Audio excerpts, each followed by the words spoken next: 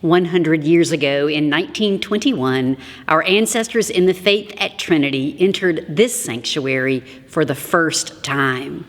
While the congregation was organized in 1909 and plans for the sanctuary called for a much earlier completion, there were many obstacles.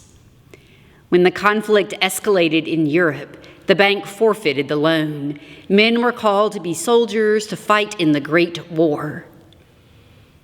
Without funds and workers and leadership, this place of worship, far from complete, was boarded up to wait out the war, to pray for better times and much-needed financial resources. 100 years ago in 1921, our ancestors in the faith entered those three beloved red doors to worship for the first time. Imagine how their hearts must have swelled with awe, joy, satisfaction, pride, and relief to finally, after 12 years of waiting to worship in this cathedral.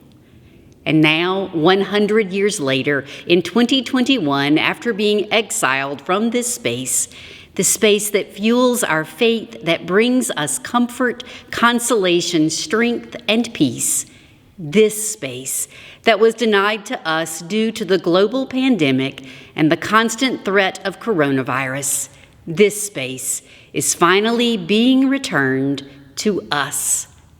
We are finally ready to enter those three beloved red doors for worship again.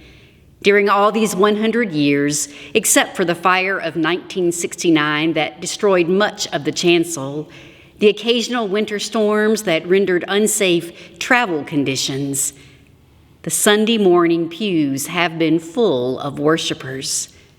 But for the past year, that has not been the case, except for 2 small weddings, several small funerals and baptisms, and a confirmation service. The space has sat idle, empty.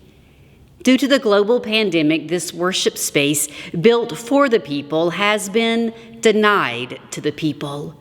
After more than 52 Sundays of isolation and separation, it is finally time for us to return to God's house, this house of worship for all people.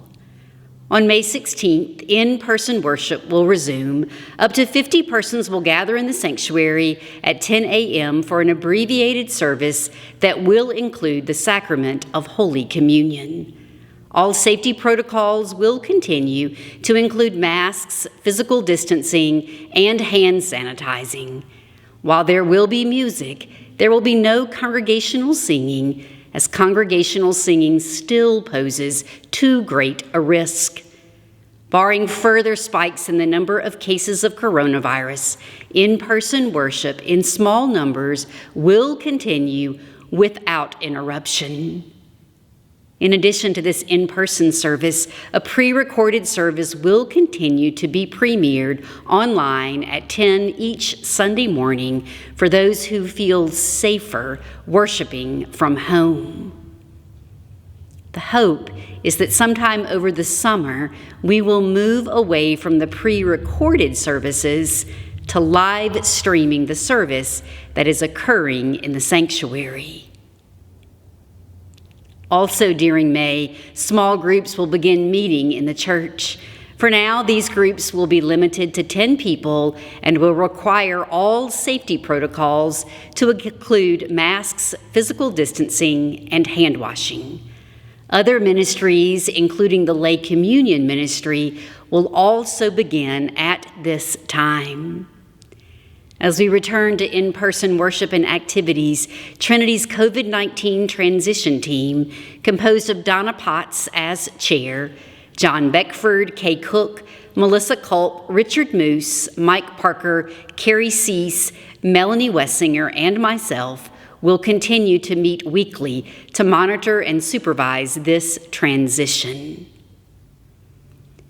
More detailed information about this transition process is available on the website and is included in the weekly COVID-19 update.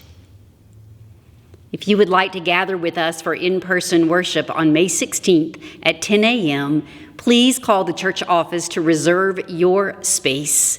If more than 50 people wish to be physically present in worship that morning, a waiting list will be started. Those on the waiting list will likely be invited to a space at the in-person service on the following Sunday.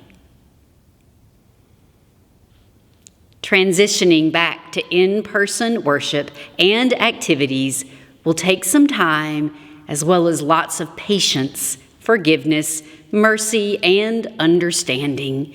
This is both an exciting time and a nerve-wracking time for our staff, leadership, and members. While we are eager to rebuild this ministry, we will do so in a way that is cautious and safe for everyone. Please pray for our staff, the COVID-19 transition team, and our congregation council as we move through the coming weeks and months. If you are eligible, please make arrangements to receive the vaccine as soon as possible.